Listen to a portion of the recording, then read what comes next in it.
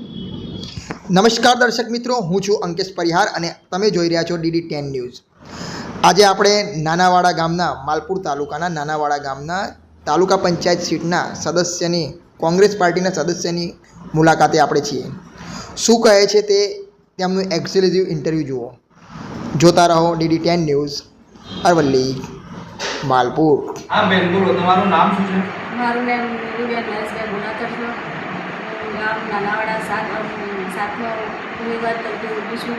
માલપુર તાલુકા ગ્રામ પંચાયતમાં કોંગ્રેસ પાર્ટીની ઉમેદવાર છું। બરાબર। આજે જે સ્થાનિક સ્વરાજ્યની ચૂંટણી આવી છે, બરાબર, તાલુકા પંચાયત, જિલ્લા પંચાયત, મહાનગરપાલિકાની આજે નાનાળા 7 તાલુકા પંચાયતના ઉમેદવાર તરીકે ગુણાકર નીરુબેન નરેશભાઈ એમની ઉમેદવારી નોંધાવી છે। અને નાનાળાની અંદર અને તાલુકા પંચાયતની અંદર ફર્સ્ટ બહુમતીથી તાલુકા પંચાયત કોંગ્રેસનો વિજય થાય એવો અમદાવાદ શેખ નિર્ધાર છે। અને આજે હરેક ગામની અંદર નાના તાલુકા પંચાયતની અંદર જે ગામે અમે ફર્યા છે એમને ચોખ્ખો બહુમતીથી વિજય થાય એવો પરિપત્ર મળી રહ્યો છે।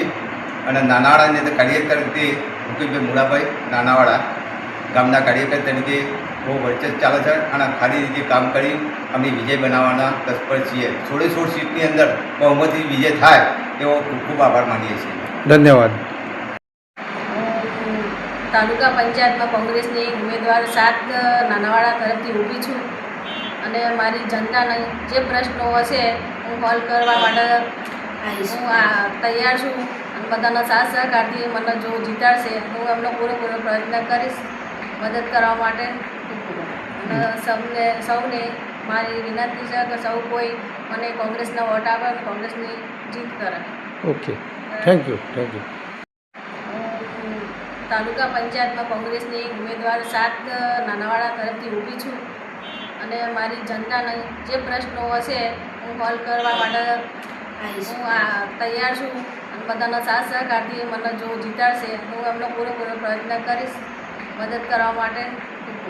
અને સૌને મારી વિનંતી છે કે સૌ કોઈ મને કોંગ્રેસના વોટ આપે અને કોંગ્રેસની જીત કરે। Okay, thank you.